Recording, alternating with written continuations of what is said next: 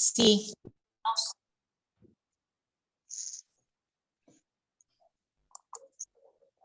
Padre bendito, te damos gracias, Señor, en este día.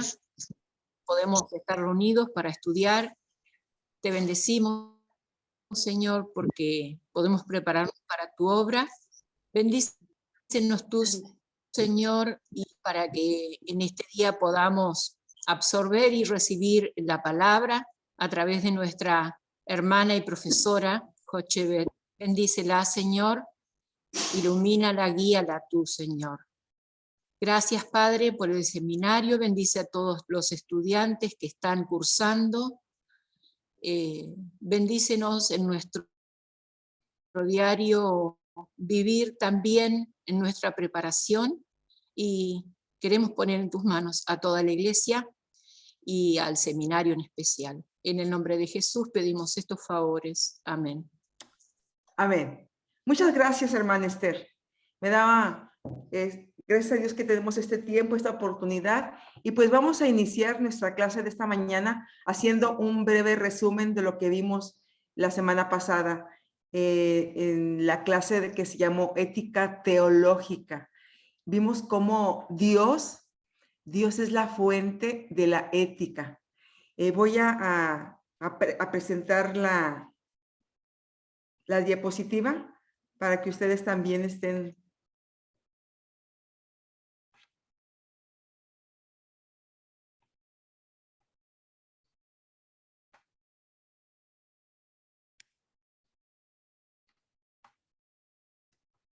Bueno, esta es la clase 7 y el resumen de la clase que vimos el 25 de agosto, Dios es la fuente de la ética.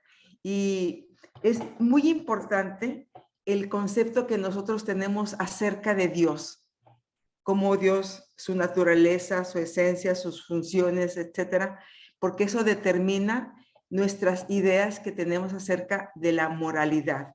El tipo que nosotros concebimos acerca de Dios es lo que a nosotros nos ayuda a determinar la acción exigida y autorizada para nuestras vidas. Si nosotros fuimos enseñadas en un Dios que es amor, que es gracia y perdón, entonces, de alguna manera, esto va a determinar, va a ejercer una influencia en nosotros sobre nuestra manera de pensar, de actuar, de establecer relaciones con las demás personas. Pero si a nosotras se nos enseñó que es un Dios severo, estricto, que es un Dios que está de alguna manera solamente observando nuestras vidas para ver cómo nos equivocamos, que solamente es un Dios severo, castigador. Entonces, nuestra conducta, nuestras relaciones van a estar enfocadas en los mandatos, en los castigos, en las leyes, en las venganzas, en qué es lo que va a pasar si nosotros nos desviamos de lo que es correcto, de lo que debemos hacer. Entonces, ¿cuál es el tipo de Dios en el que nosotros fuimos formados? ¿Cómo aprendimos acerca de Dios? Es más, ¿cuál es el concepto que tenemos ahora acerca de Dios? Porque esto es lo que va a determinar nuestra actuación ética o moral. La ética teológica sigue el modelo indicativo imperativo. ¿Qué quiere decir esto? Bueno, el modelo indicativo es lo que hace Dios, es la acción de Dios, es lo que Dios nos va indicando. Yo soy Jehová tu Dios, yo soy el que hago esto, ve y haz esto, es el que nos va marcando nuestra línea de acción. Y el imperativo es la actividad que nosotros realizamos, es la actividad humana, es lo que Dios está indicando y que nosotros lo estamos realizando. Por eso la ética teológica sigue este modelo indicativo imperativo. La ética teológica y la ética bíblica no son lo mismo. La ética bíblica es la que se presenta, es la que nos manifiestan los autores bíblicos, tiene diferentes formas, es el quehacer ético es según las épocas. Vimos cómo en la elaboración del canon bíblico se llevaron más de 1500 años. Bueno, eso es hubo un quehacer ético al principio, al medio tiempo, al final, en la formación de la iglesia primitiva. Entonces, el quehacer ético es diferente de acuerdo a las épocas de formación de la Biblia. También hay diferente literatura. El material bíblico que nos presenta Pablo es diferente al de Juan, al que vemos en los Salmos, con David cuando escribió algunos salmos, al que vemos en Éxodo con Moisés, el que vemos en Deuteronomio con Josué, en la época premonárquica con los jueces, en la época de los reyes. Entonces, son diferentes los materiales bíblicos de acuerdo a los autores que escribieron la Biblia. Aparte, pues también hay diferentes tipos de literatura. Vemos cómo hay sermones, hay cartas, hay poemas, hay parábolas, hay también historias, hay prescripciones, hay descripciones. Todo ese es diferente material bíblico. Entonces, el quehacer ético es diverso, diferente de acuerdo a la época. La ética teológica es mucho más amplia que la ética bíblica. La ética teológica es mucho más amplia. Enfoca el quehacer ético que nos puede estar conduciendo hasta el día de hoy. La ética teológica trata de discernir la voluntad de Dios en medio de la realidad contemporánea. Bueno, pues eso es lo que vimos la semana pasada. También hablamos acerca de valores fundantes. La ética de la Biblia fue guía para ese tiempo. Y entonces con gran dificultad se puede transferir o intentar aplicar la ética bíblica a nuestra situación. Sí se puede hacer y muchos lo hacen, pero no es tan sencillo, no es tan fácil, no es tan directo como pudiéramos nosotros pensar. Así dice en Éxodo, así tenemos que hacerlo. Así dice Salmos, así tenemos que hacerlo ahora. Debemos reconocer que algunas partes del material bíblico ético no son válidos para nuestro tiempo. Aunque están en la Biblia, no pueden ser una norma en la actualidad. Por eso es muy importante el discernimiento, sin caer en subjetivismos o en una objetividad cerrada o en prejuicios personales. El discernimiento es parte muy importante del trabajo requerido en el uso de la Biblia en la ética cristiana. La Biblia es la memoria primaria de la revelación de la voluntad de Dios, como fue comprendida e interpretada en un tiempo, en un lugar y en una cultura particular. La Biblia es esa memoria primaria de la revelación de Dios. Y definitivamente la Biblia muestra esos valores fundantes y esos principios orientadores que nos guían, que nos ayudan a discernir la voluntad de Dios en medio de esta situación. Vimos que también que hay una tradición protestante y una tradición católica en la interpretación de la Biblia y especialmente en el manejo de la ética bíblica, de la ética teológica. La ética en la tradición protestante es cristocéntrica, se rige por la ley de Cristo. Esta tradición resalta la centralidad de Jesucristo como el mediador entre Dios y los seres humanos. En Jesucristo, Dios y el ser humano se encuentran. Vimos cómo Dios es el medio, cómo Dios es el camino, cómo Dios nos lleva al Padre, nos muestra al Padre. En esta tradición protestante, la gracia es el marco teológico de la ética. Solamente por la gracia nos salvamos. Y por la gracia y con la gracia respondemos al mundo. Este es el pensamiento en la ética protestante. Y la ética de la tradición católica está regida por una ley o derecho natural. Esta ley moral proviene de Dios y en él siempre tiene su origen, en virtud de la razón natural que deriva de la sabiduría humana. La ley moral es la ley propia del hombre. La fuerza de la ley reside en su autoridad de imponer deberes, otorgar derechos y sancionar ciertos comportamientos. La ley natural postula que Dios, en el origen de la creación, estableció un orden correcto como fuente y criterio de toda relación y actuar humanos. Vimos también fortalezas, debilidades de un pensamiento y de otro. Y bueno, nos enfocamos también mucho en nuestra tradición protestante, cómo estamos nosotros teniendo como centro de nuestra ética a Cristo y cómo de alguna manera la gracia es una parte importante en nuestra tradición. Bien, bueno, vamos ahora a pasar al capítulo 6 de nuestro libro de estudio y se llama Pautas Teológicas de la Ética. Pautas Teológicas de la Ética.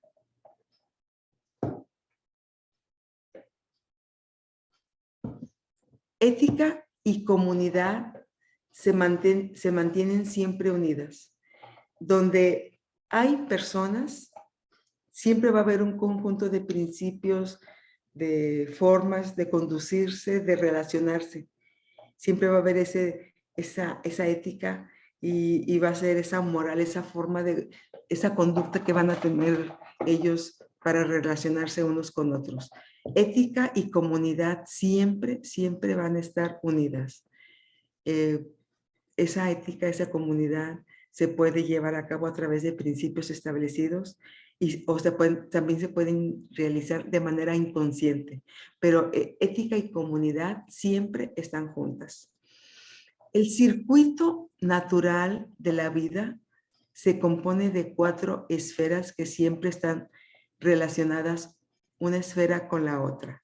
Es como 4 círculos que están unidos en algún punto y esos círculos, esas esferas, el primero se refiere a Dios, el segundo es yo o uno mismo, él o ella, ¿verdad? La sociedad, las personas que están alrededor, esas personas, esa comunidad y la naturaleza, incluyendo también otros seres vivos. Entonces, esas 4 esferas son Dios, uno mismo, la sociedad y la naturaleza. En la teología de esta convivencia humana, Dios es la realidad última. ¿Qué es esa realidad última? Bueno, es un término filosófico donde nosotros como seres humanos tenemos realidades primeras. Son esas personas con las que nos relacionamos, estas realidades que están a primera vista, lo que vemos alrededor de nosotros, esas circunstancias, esa es la primera realidad.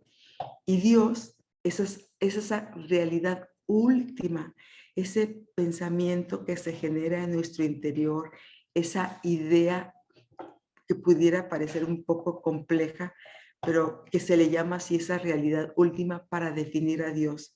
Dios es el que posibilita la relación y la vida en comunidad. Es la realidad fundante de todo lo que vemos, de todo lo que creemos, de todo lo que somos. Es el Dios que genera la vida, es el Dios que genera la vida. En Génesis 1, lo hemos leído muchas veces, en el principio creó Dios los cielos y la tierra estaba desordenada y vacía. Esos términos se refieren a ese caos existente, a ese desorden, a ese vacío, esas tinieblas que estaban en la realidad, una realidad que estaba fragmentada, que estaba separada. Y entonces el tercer texto que dice, y dijo Dios, y dijo Dios. A la orden de Dios, se crea la vida. Y dijo Dios, dice Génesis 1:3, y dijo Dios, esa frase tan breve, y dijo Dios, tiene un gran significado. Encierra toda una serie de movimientos y acciones, porque al decir Dios, al hacerse presente Dios en ese caos, huye la oscuridad, huyen las tinieblas. Con Dios llega la vida. Con esta palabra de Dios, y dijo Dios, al decirse Dios, se hace la luz. Se hace la luz. Este texto es profundo, Génesis 1:3, y dijo Dios, encierra toda la acción, todo el movimiento de Dios, cómo Dios posibilita la relación, la vida, crea la vida, crea todo el firmamento. Para los escritores bíblicos, creación y justicia son lo mismo. La acción creadora, esa palabra emitida por Dios en ese punto de la eternidad, cuando todo es un caos, es oscuridad, es desorden, ese caos cósmico, cuando Dios llega, cuando Dios se hace presente, con Dios llega el orden, llega la vida, llega también con esa acción creadora, se establece la justicia, se establece la rectitud, se establece el bienestar, se establece esa interrelación con la naturaleza, se establece esta relación entre los seres humanos, todo bajo ese dominio, bajo esa voluntad, bajo esa acción de Dios. Para los escritores bíblicos, creación y justicia son lo mismo, porque cuando llega esa palabra creadora, y dijo Dios, llega la luz, llega la vida, pero también llega ese orden, llega esa justicia, todo bajo ese dominio de Dios. Esta primera esfera, llamada Dios, nos muestra cómo Dios crea esa comunidad y establece la justicia. Cuando Dios no está, está el desorden, está el caos, está la oscuridad, no hay vida. Tampoco hay comunidad, definitivamente, y tampoco hay justicia. Dios crea la comunidad y establece la justicia. Y Dios busca la justicia a través de esa comunidad que crea. Es el llamado de Dios a ser pueblo. Dios, con su presencia, con su acción creadora, impulsa la convivencia en base a una justicia. Dios establece la justicia. Lo que caracteriza a Dios es su solidaridad con la humanidad.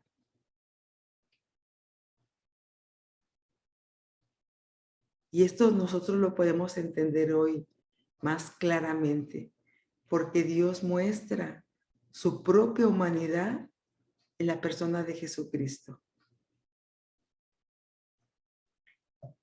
Dios se hace presente en la humanidad.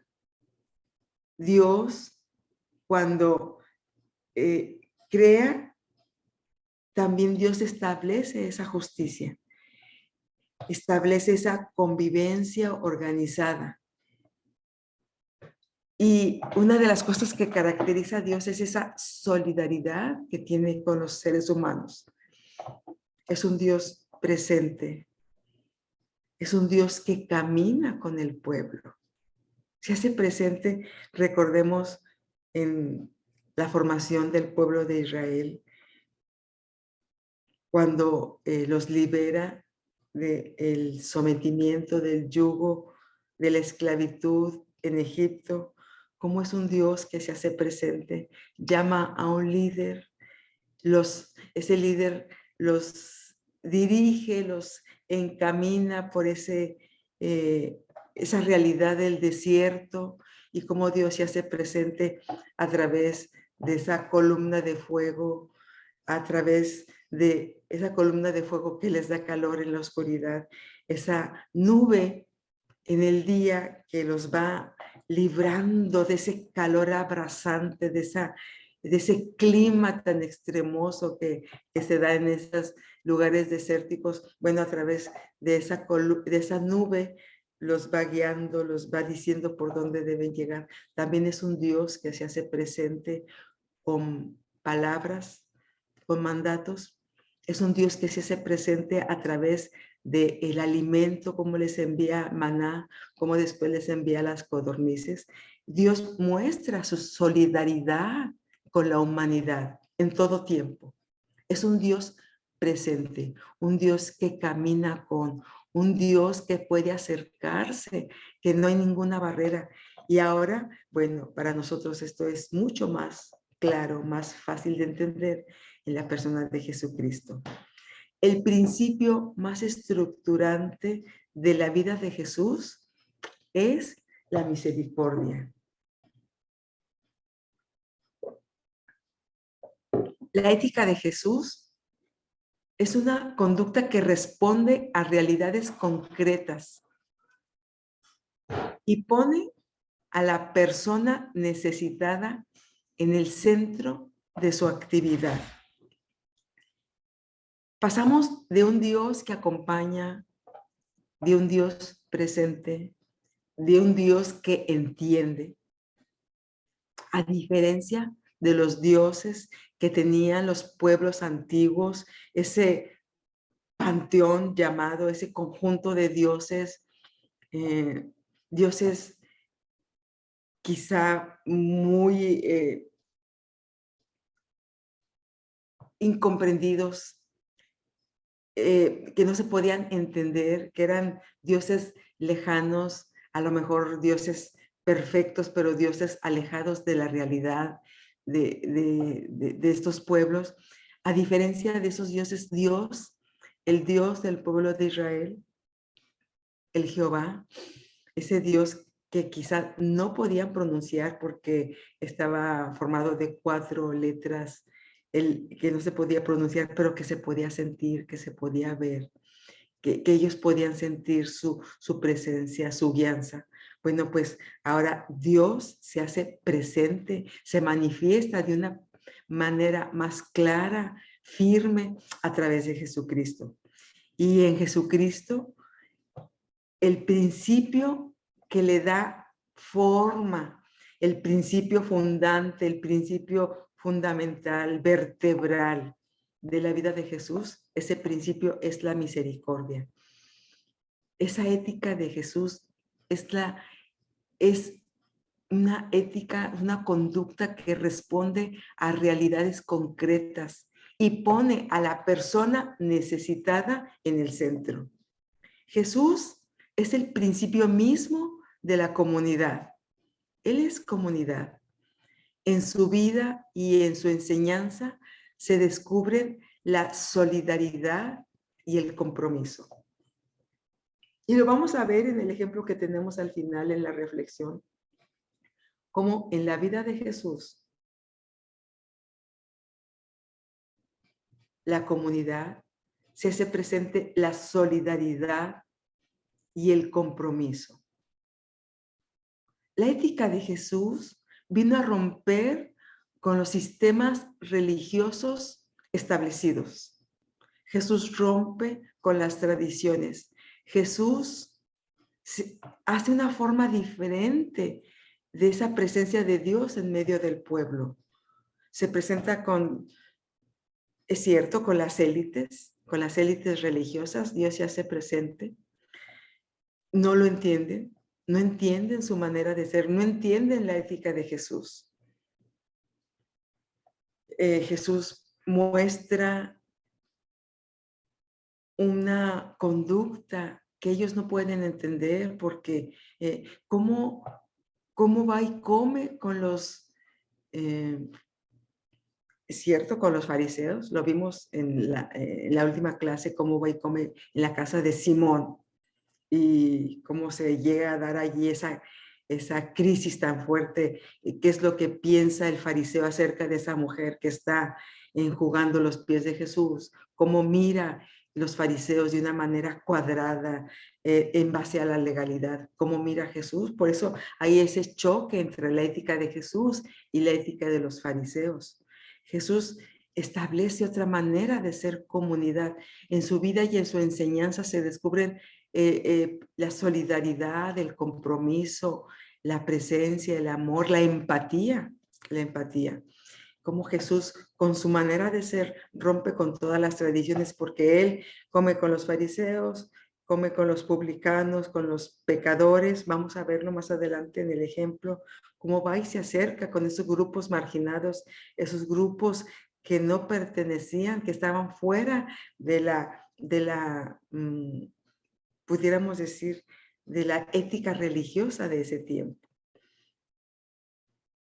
Dios, esta primera esfera, en esta primera esfera nos habla de ese Dios que se hace presente, de ese Jesús que encarna la presencia de Dios, y también nos habla de ese poder de Dios, ese espíritu que es una guía que orienta hacia la solidaridad y la unidad con las personas, y también, no nada más con las personas, con la naturaleza. Es ese andar según el espíritu que crea comunidad. Es esa primera esfera de esa ética teológica que nos habla de esa divinidad, La segunda esfera es yo, o sea, uno mismo. La vida se constituye en la relación social. Nunca estamos solos. Aunque pudiéramos decir, es mi vida, no te metas en mi vida. Eso es increíble e imposible. Bueno, quizá alguien sí lo pueda creer, y especialmente lo creen muchos jóvenes o muchas personas que dicen, es mi vida, es mi historia, yo decido, yo hago lo que quiero con mi vida, no te puedes meter, etcétera. Eso es muy difícil en la realidad. La vida humana se constituye en la relación social. Siempre vamos a estar en contacto con él, con ella, con el prójimo, aunque no querramos, aunque no lo decidamos. Es algo que se da. Estamos siempre relacionados unos con otros. La vida humana se constituye en esa relación social. Usted definitivamente, su forma de ser, su conducta, su forma de hablar, de actuar, está muy relacionada con las personas con las que vive, está muy relacionada con la iglesia a la que usted asiste. Acuérdense que nuestra idea, nuestra manera de ser también en la iglesia, pues se rige o se origina en la idea que tenemos de Dios, en la idea que nosotros hemos recibido acerca de la iglesia, esa formación cristiana que tenemos. Todo eso influye en nuestra manera de ser, en nuestra manera de relacionarnos. Cada persona tiene la imagen de Dios. Cada persona tiene la imagen de Dios.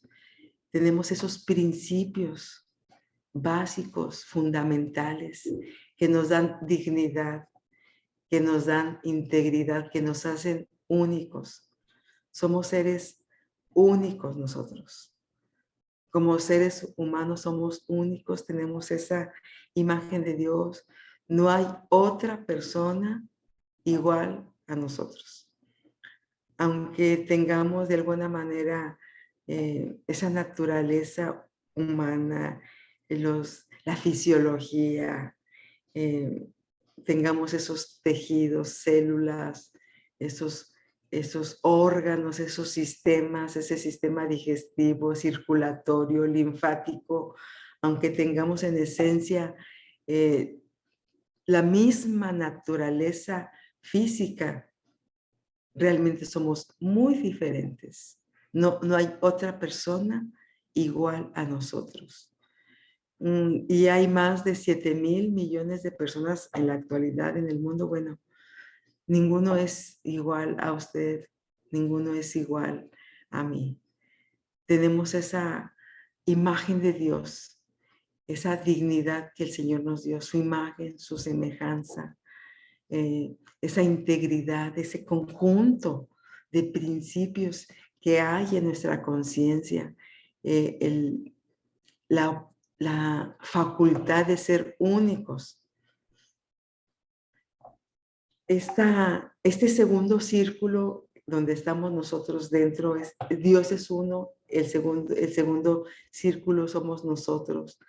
Esa capacidad de ser personas nos la otorga Dios también con esa libertad y esa capacidad de decidir, lo que se le llama el libre albedrío, esa capacidad que nosotros tenemos de decir sí, de decir no, esa capacidad que tuvo Eva en el principio, cuando Dios le da al ser humano que los forma primero hombre, mujer, y les da la oportunidad de estar en el jardín del Edén con todas las bendiciones, todo a su alcance para tener una vida digna, para alimentarse, para trabajar, para relacionarse uno con otro, qué maravilloso, pero también les da esa libertad de decisión, al grado que cuando el Señor les dice, van a comer de todos los árboles del huerto, excepto del árbol de la ciencia del bien y del mal. Van a comer de todos excepto de este. Pero bueno, en esa capacidad que Dios le da al ser humano de decidir, vemos como Eva, esa primera mujer, tiene esa capacidad de decidir y decide, bueno, y decide mal, pero bueno, tiene esa capacidad de decidir. Dios brinda esa oportunidad. Dios da esa libertad de decidir y también la seguimos teniendo nosotros como seres humanos. Y alguien escribió, pues sí, sí tenemos esa capacidad de decidir, sí tenemos ese libre albedrío, pero tristemente, decía, cuando decidimos mal, decidimos mal. Bueno, pues nosotros tenemos esa capacidad de ser personas, tenemos libertad y tenemos esa capacidad de decidir. Y en su autonomía, este ser humano se relaciona con Dios. Se relaciona con Dios. Yo creo que nosotros, cuando el Señor nos da su imagen y su semejanza, tenemos como ese canal interno de poder relacionarnos con Dios. Sí podemos hacerlo. Cuando nosotros queremos, nos podemos relacionar con Dios. Qué interesante. Pero también nos podemos relacionar con otras personas, con ellos, con ellas, con ese prójimo. Podemos relacionarnos, tenemos esa capacidad de poder establecer esos vínculos con los demás. Y también podemos relacionarnos con el ambiente, con esa naturaleza, con ese hábitat.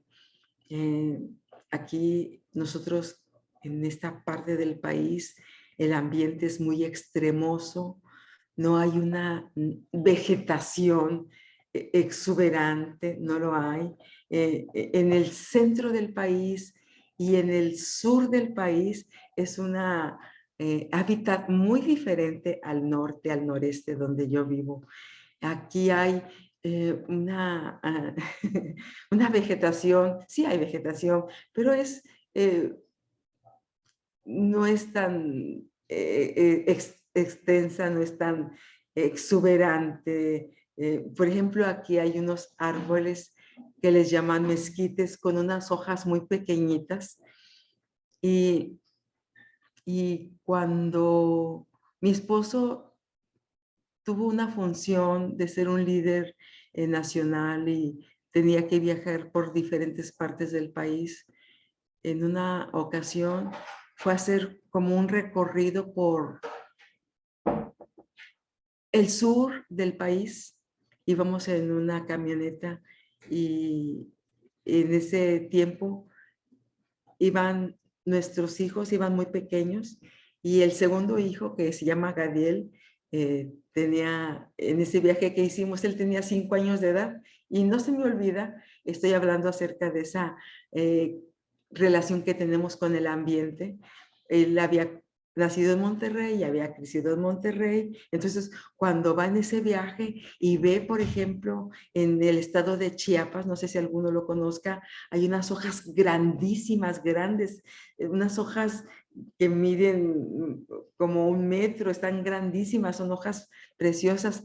Y cuando él vio esas hojas, se sorprendió y estábamos, era un sábado en la tarde, estábamos en un culto, mi esposo estaba predicando y estábamos reunidos como en un jardín al aire libre realizando ese servicio religioso. Entonces Gabriel estaba sentado conmigo, pero se levanta y va y empieza a ver esa hoja grandota, le llama muchísimo la atención.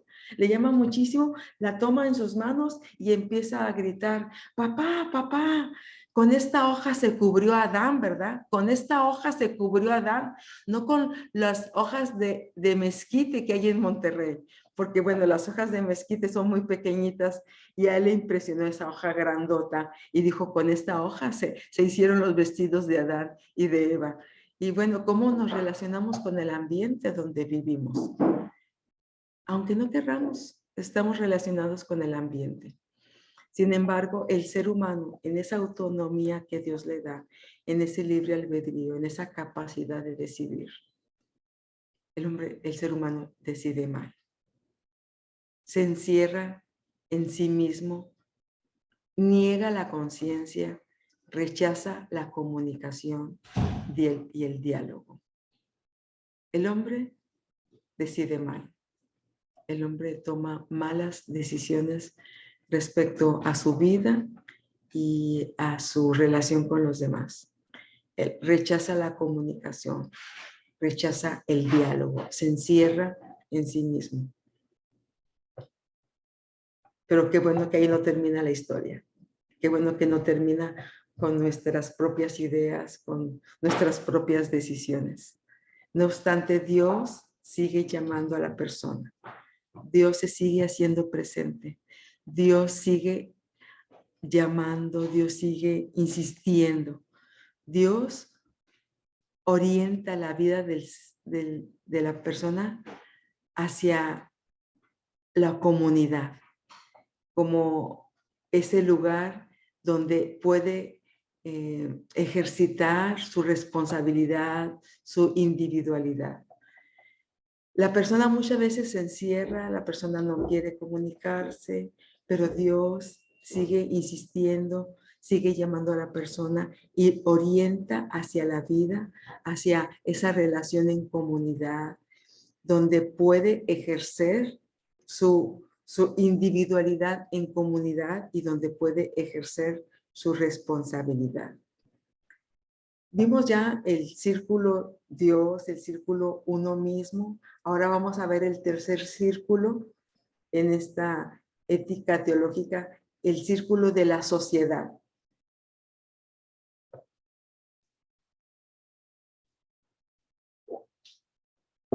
El se manifiesta como vida en comunidad. Ninguna persona existe separada de la sociedad. Ninguna persona existe separada de la sociedad.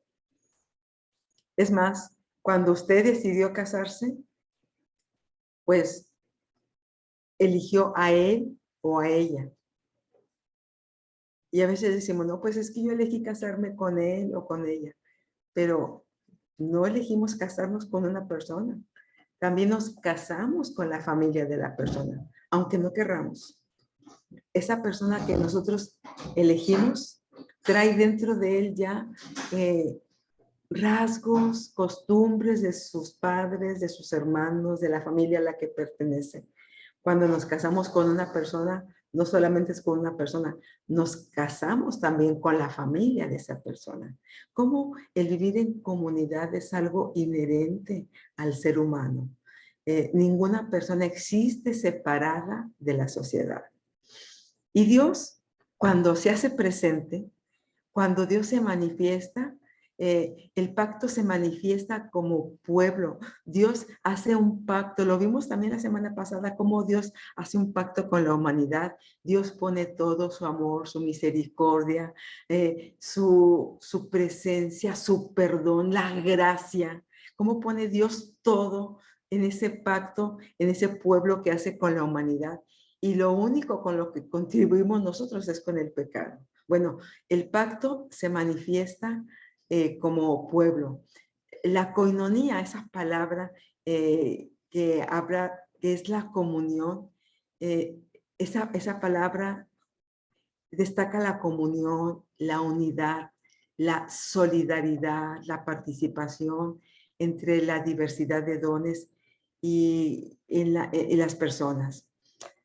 La coinonía afirma la unidad fundamental, pero también respeta diferencias. Es una unidad fundamental que respeta diferencias. Dios, en esa sociedad donde Dios se manifiesta a través de esa comunión, incluye a todos, a todas. No hay personas que deban ser excluidas. No hay, bueno, esa palabra que menciona aquí, inmundos. Me estoy refiriendo cómo se manejaba en la época de Jesús, en esa, bueno, lo vemos nosotros más evidente en ese primer siglo, cuando había personas inmundas, porque había una ley de la pureza establecida. Y para empezar, las mujeres eran inmundas. Las mujeres eran inmundas debido a una situación fisiológica, la menstruación. Entonces eran inmundas. Y los hombres para mantenerse puros, entonces no debían tener ese trato tan personal con las mujeres, no debían tocarlas para no estar impuros.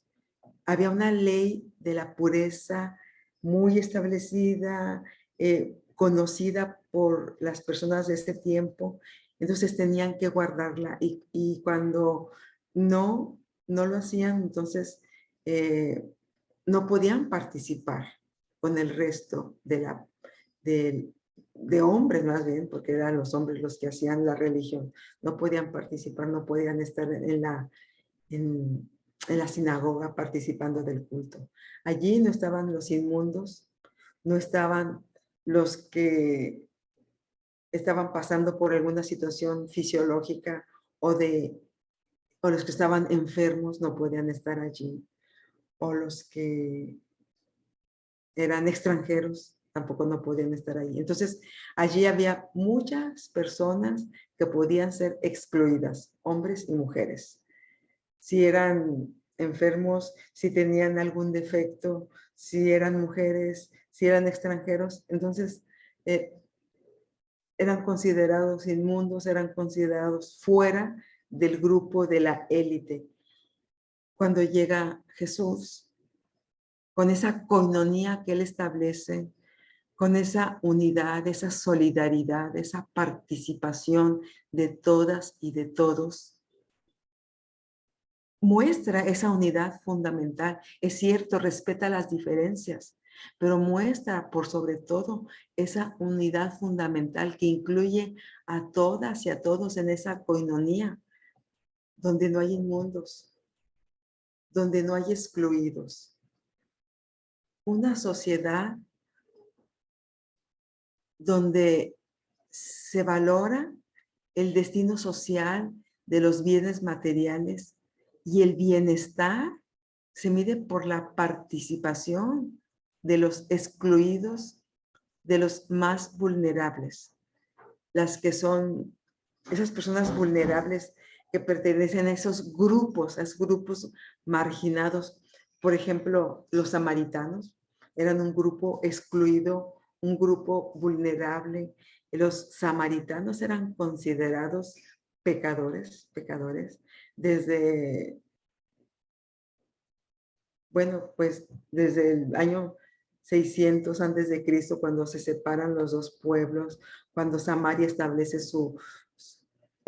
un lugar diferente a Jerusalén como ese punto para comunicarse con Dios, para establecer esa comunión con Dios. Entonces llega a haber esa escisión entre judíos y samaritanos y se hace histórica esa división, se hace histórica al grado que en el tiempo de Jesús los judíos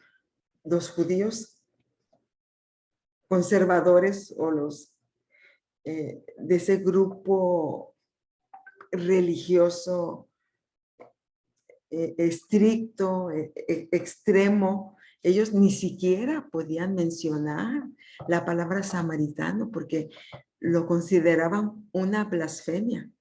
Entonces, aquí, en este grupo que establece Jesús, con esta ética, esta coinonía, se mide por la participación de los excluidos, de los más vulnerables, de esos grupos marginados como esos víctimas del pecado, de ese pecado estructural, como son los samaritanos, como son los enfermos, como son las mujeres, los extranjeros. Como Jesús, me encanta cómo tiene ese diálogo con esa mujer sirofenicia, con esa mujer extranjera que va y se acerca a Jesús y tiene la osadía, porque es una osadía, de pedirle que sane a su hija. Va y le dice que tiene una hija enferma. Y Jesús, claro, Jesús es un hombre de su tiempo, es un judío. También conoce la tradición, también conoce la ley. Y le dice, ¿por qué tienes esa osadía? ¿Por qué no respetas las leyes establecidas? Tú ya sabes que el pan solamente se les da a los hijos, que las bendiciones de Dios en primera instancia son para los hijos de Israel. Y ella dice, ella también es una mujer de su tiempo y me encanta que seamos mujeres así también ahora en este tiempo nosotras. Ella dice, sí, es cierto, las bendiciones son para el pueblo de Israel, así como tú dices, son para los hijos las bendiciones. Dice, pero el amor de Dios es tan grande, el amor de Dios es tan vasto que se derrama, se cae de la mesa y también los perrillos o los extranjeros, como nos llaman a nosotros perrillos. Es tan grande el amor de Dios que cuando se derrama y se cae de la mesa, también nosotros podemos saciar nuestra hambre, podemos saciar nuestra necesidad, porque el amor de Dios es grande, es eterno, no se puede medir, no se puede contener. Y Jesús se admira de la fe de esa mujer. Se admira de la fe de esa mujer y le dice, tu hija ha recibido la salvación. Porque se admira de la fe que tiene esa mujer. Entonces, ¿cómo en esa ética de Jesús, cómo en ese pacto que Dios establece con ese nuevo pueblo, ese nuevo pueblo de Dios? Allí no hay excluidos, allí no hay inmundos, allí todos tienen oportunidad, allí todos pueden recibir la bendición, como en esta historia de esa mujer sirofenicia que cuando regresa a su casa encuentra a su hija ya sana. ¿Cómo participan los excluidos? Participan los vulnerables, los enfermos que están afuera en el camino, los enfermos que no pueden entrar a la ciudad y que cuando pasan le gritan, Jesús, ten misericordia de mí. ¿Cómo le gritan esos enfermos a Jesús? ¿Cómo ellos saben que también pueden participar de esa bendición que está dando Dios a través de Jesús en medio de ese pueblo? Esa participación de los excluidos, de los más vulnerables, de los que no tienen derecho, de los que no tienen voz, de los que no pueden participar de las bendiciones, de los que no pueden entrar en la sinagoga por todas las leyes que hay, de los que se consideran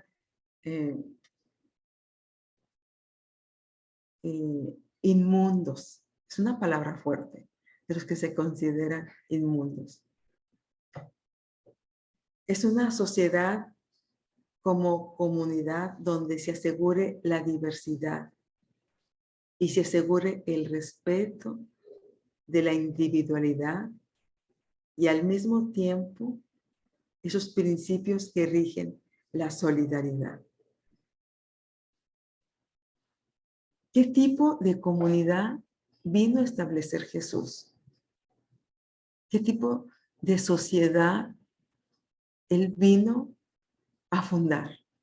Esa coinonía, esa comunión donde participan todos, van todas, donde no hay excluidos, donde no hay marginados.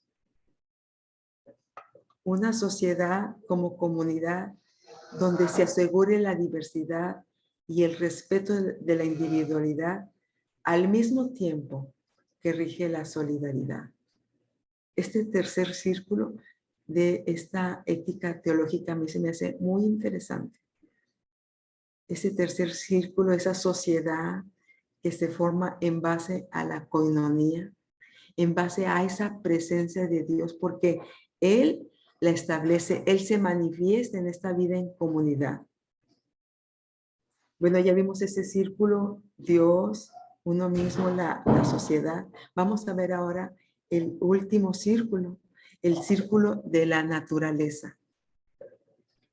La cuarta esfera es la naturaleza y otros seres vivos. Sin naturaleza no hay personas ni sociedad. Vean cómo va íntimamente relacionado, cómo está todo íntimamente ligado. Sin naturaleza no hay personas ni sociedad. Todo lo que somos proviene de la naturaleza. Todo lo que somos proviene de la naturaleza. Somos verdaderamente parte de la naturaleza. Y me encanta esta frase. La naturaleza es nuestra socia. La naturaleza es nuestra socia. ¿Dónde vive usted? ¿Qué tipo de clima hay? ¿Qué tipo de vegetación? ¿Qué tipo de animales? Ese reino animal, ese reino vegetal, ese reino mineral que aprendimos como estábamos cuando estábamos en la escuela. Ese hábitat donde hemos sido puestos. Sin naturaleza no hay personas. Sin naturaleza no hay sociedad. No estamos nosotros al margen de nuestro hábitat. No estamos al margen de la naturaleza. Todo lo que somos proviene de la naturaleza. ¿Por qué? No sé si usted ya desayunó, pero bueno, esa agua que tomamos proviene de los ríos, proviene de esas fuentes que hay en la naturaleza. Ese pan que usted comió, ese pan estuvo hecho de trigo, un trigo que está en la naturaleza, esas plantas que alguien sembró, alguien cuidó, alguien cosechó. Lo que somos proviene de la naturaleza. Los cosméticos que usamos, el jabón, el champú, las cremas, tienen elementos naturales que tuvieron la materia prima para su formación. Todo lo que somos proviene de la naturaleza. La ropa que traemos, algodón, lino o derivados sintéticos de la naturaleza, está relacionado con la naturaleza, los zapatos, etc. Entonces, todo lo que somos proviene de la naturaleza. Somos verdaderamente parte de la naturaleza y la naturaleza es nuestra socia. Con esta idea los dejo. La naturaleza es nuestra socia. Vamos a tener unos 10 minutos de receso. Nos vemos aquí a las 10:12. Gracias.